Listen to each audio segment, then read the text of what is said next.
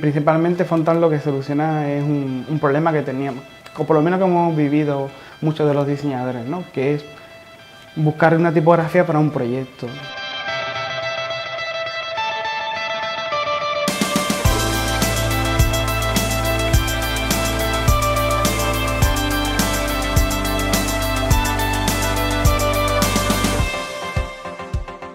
Cuando tú vas a buscar una tipografía para un proyecto, a lo mejor multicanal, ¿no? Tienes en print, tienes en digital, tienes vídeo, tienes que andar comprando una licencia, encontrar una tipografía donde las licencias, uno entre dentro del presupuesto y otra que tenga todas las licencias para print, para vídeo, para digital. Con Fontán unificamos todas las licencias en una única, que es la licencia que pagas con la suscripción. Ahora mismo las licencias que tenemos son de escritorio, pues igual podrías utilizarla en cualquier proyecto de print, pero la evolución va hacia ahí. Oye, con esa licencia vas a poder utilizarla en webfont, vas a utilizarla en vídeo, por ejemplo. El dolor que tenemos principalmente es el de unificar las licencias, y ya con eso es un valor que añadimos, pero sobre todo también el poder encontrar la tipografía perfecta antes que en otros servicios, ¿no? Al final, uno de los malas costumbres que tenemos a veces cuando buscamos tipografías es que tenemos tantas, ¿no? Que terminas dándole, es decir, parece un automático dándole a la flecha hacia abajo, ¿no? Mirando ahí diciendo, madre mía, cuando llegará la que encaja en el proyecto, ¿no? Nosotros hemos intentado simplificar ese proceso utilizando unos filtros que van en base al proyecto y generando un contenido que te explica dónde es una tipografía buena o una tipografía donde es buena o mejor que otras que tenemos, ¿no? Al final lo que te facilita es la vida a la hora de buscar esa tipografía. Tenemos dos planes, va en función, así ahora mismo tenemos dos planes, uno que es free, que es, digamos, como prueba el producto, y otro que es, digamos, light y bold, que van en función del volumen de trabajo que tenga el diseñador. Si el light, digamos, que es un diseñador que tiene un volumen de trabajo medio, ¿no? Es decir, más o menos solemos tener de media 2 proyectos al mes, donde se utilizan más o menos 10 tipografías o 15, y hemos intentado que esa licencia les cubra eso, ¿no? Y si tienes un volumen mayor de trabajo, pasar a tener más el bold, ¿no? Que te permite tener más tipografías activas a la vez, que es la diferencia que hay entre ambas. De hecho, es decir, lo que vamos a hacer ahora en un futuro es también darle lo mismo, pero para equipos. Normalmente, depende del caso, por ejemplo, si estamos hablando de un libro editorial, una maquetación de un libro, y tú estás utilizando Fontán, maquetas ese libro, lo mandas a imprenta, como no tienes, tú lo que tienes es el acceso a ese archivo tipográfico, no lo tienes en propiedad, tendrías que hacer un PDF y enviarlo a la imprenta, con lo cual ya tienes un arte final que te sirve cuando tengas suscripción y cuando no. Si es cierto, si que hay que retocar ese libro y no estás pagando la suscripción, tendrías que pagar de nuevo la suscripción para acceder a ese archivo de nuevo, ¿no?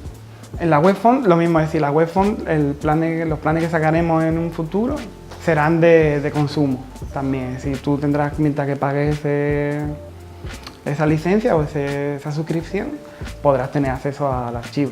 Una vez que debes de pagarlo, al igual que pasa con Netflix o Spotify, no tendrías acceso. Nosotros, digamos, que hacemos de nexo de unión entre diseñadores, o el gremio de diseñadores con las fundiciones.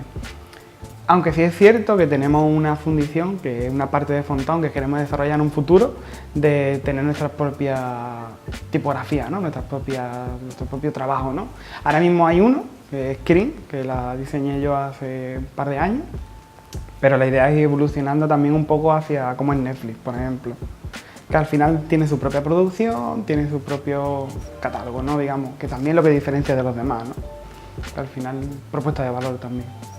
A ellos normalmente, sí, con ellos negociamos, tenemos el mejor ROI o el mejor revenue con ellos, que es de 75% para ellos, 25% para nosotros, y sobre todo ese 25% se destina a que ellos se centren en hacer tipografía, que al final es lo que nos interesa a todos. Si ellos hacen más catálogos, tenemos más catálogos para Fontán y tal. Entonces la forma de incentivarlo, de motivarlo, no es solo el porcentaje que se llevan, sino también el que nosotros generamos ese contenido. Ellos nos entregan su tipografía y nosotros hacemos el contenido que se encuentra el usuario en Fontán para ver qué características tiene esta tipografía, con qué maridaje funciona mejor o con qué igual y eso le aporta valor también al usuario. Entonces ya lo ven como algo, no nos ven como una distribuidora, sino como alguien, un partner que tienen al lado y que pueden contar con él para, oye, tanto para mejorar la fuente como para mejorar, para tener ese contenido escrito ya y vernos eso. Incluso los recursos gráficos también los generamos nosotros. Sí, nosotros de Google, por ejemplo, aprendimos de que hacía falta tener también un catálogo muy, sí, de fundidoras independientes que no son accesibles de otra forma, ¿no? Sí, por ejemplo, Google está Type Together, que tiene Brie, una de las tipografías que tienen, pero solamente tienen un peso. Con lo cual, si necesitas más de un peso, te irías a Fontán, por ejemplo. Pero ya es una forma de que conozcan a Type Together a final de promoción, ¿no? Y al final también, oye, si no tienes presupuesto o lo que sea, puedas tener una alternativa. Y sobre todo yo creo que también de este tipo de cosas es que favorecen la cultura tipográfica, ¿no? Al final que conozcamos más a la familia y todo eso repercute también, es bueno para nosotros, para Fontán, porque nosotros también invertimos en cultura de tipografía, porque hacemos nuestros contenidos y entonces lo que intentamos es añadir cosas que ya no encuentran ahí, con lo cual le estás atrayendo con otro tipo de contenido, ¿no? Que le aporta valor también, dice, pues mira, allí me dicen que me dicen con cuál combino bien, como el último rediseño, es decir, ese maridaje, pero no me dicen el por qué, o no me dicen en qué proyecto se ha utilizado esa tipografía con otras, ¿no? Ese contenido relacionado sí lo puede encontrar en Fontán, mientras que en ese tipo de plataformas se centran mucho en la fuente o en conseguir ese archivo, ¿no? Pero no en la cultura. Para mí la tipografía es la medida de todo. Sí, yo como digo muchas veces, igual alguno me corta la otra pierna, pero es decir, para mí la tipografía es lo más cercano que he conocido de Dios, porque al final es sobre el pilar principal sobre el que se apoya, ya sea un proyecto editorial, ya sea un proyecto de interfaz. Tú varías ese pilar y tienes que variar todo, con lo cual para mí sí, es el eje principal que debe llevar un proyecto. Sí, entonces es como que la primera selección que haces es como, o la primera decisión que tomas es quizá la más importante y en este caso es la tipografía. Y ya no solo desde que sea el módulo de construcción de un elemento gráfico o de una interfaz, sino también que al final el usuario lo principal que tiene que leer es el contenido. Si no lee bien esa tipografía, pues quizás el contenido no le llegue, ¿no? Y si por ejemplo a la hora de seleccionar una tipografía a veces no te fías en las letras que se repiten más en tu idioma o en el idioma que vaya a hablar, por ejemplo el castellano es la E y la A, pues ya sabe que el usuario no va a leerlo bien, y si no lo lee bien puede llevar equivocaciones, incluso ya no solo equivocaciones, sino que dejen de utilizarte. Si dejan de utilizarte no entra dinero en la empresa, si no entra dinero en la empresa posiblemente las plantillas la despidan. Las tipografías normalmente no son buenas o malas, realmente es más el uso que se les da. ¿Es buena o mala Comic Sans? Posiblemente no, porque es la tipografía que mejor soporta el estrés de la pantalla de baja resolución. Muchas de las que hoy funcionan bien en esos contextos han aprendido de ellas. Entonces es más el uso que se le da, el tono que se busca dar, ¿sí? que otra cosa. Es decir, realmente no son malas ni buenas, ¿no? Tenemos que comunicar y al final la tipografía es muy buen vehículo de la comunicación, con lo cual tienes que buscar la que mejor encaje dentro de los valores, dentro de lo que quieres que llegue al usuario, dentro de lo que quieres que sea más importante o menos, ¿no? Y yo creo que esa es la primera. Entonces, a partir de ahí puedes tener un filtro, ¿sabes? A partir de los filtros nuestros y de los resultados puedes ir viendo, oye, pues encaja más esta, encaja más aquella. Luego, seguramente, una vez que entres dentro del detalle de esa tipografía, puedas leerlo, decir, pues mira, esta tipografía se ha utilizado en proyectos de vídeo en tales ejemplos, ¿no? Con los contenidos relacionados. Mira, veas proyectos, casos de estudio, donde se habla sobre una tipografía para vídeo que aguanta muy bien el estrés de las diferentes pantallas de resolución o la distancia de lectura, que también en este caso es diferente a por ejemplo, un móvil o a un libro, ¿no? Porque ya en la televisión estamos hablando también de que posiblemente o lo veas con el Chromecast desde el sofá de tu casa, y yo personalmente he dejado de jugar a juegos porque no leía la letra. Yo quiero estar en mi sofá, no quiero estar levantándome cada 2x3. Yo creo que eso es decir, lo comunicativo y los aspectos más técnicos.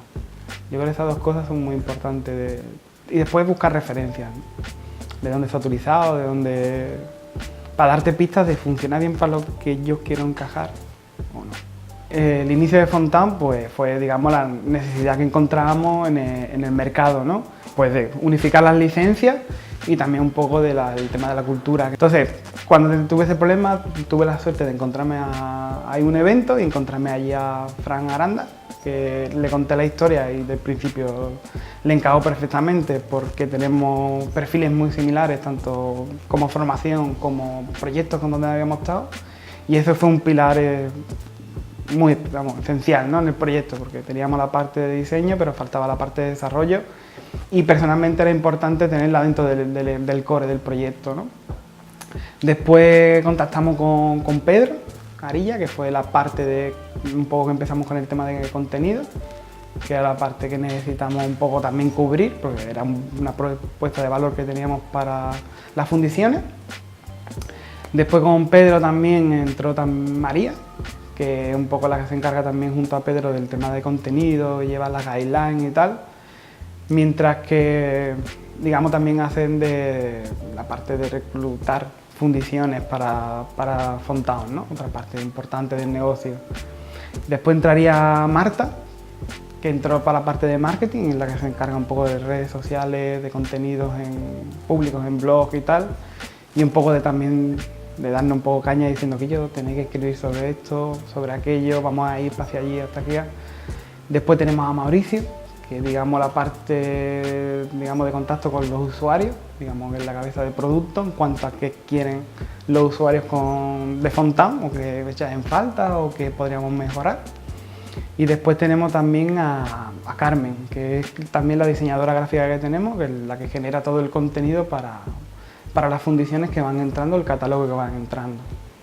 Aparte de ello, tenemos dos advisors que son muy buenos amigos y nos ayudan tanto en la parte de contenido, como es Manuel Sesma, y también la parte de negocio, que es Octavio Pardo, que tiene muchos más kilómetros que nosotros en este mercado muy de nicho, y por lo menos cada vez que tenemos dudas, ¿qué opináis de esto?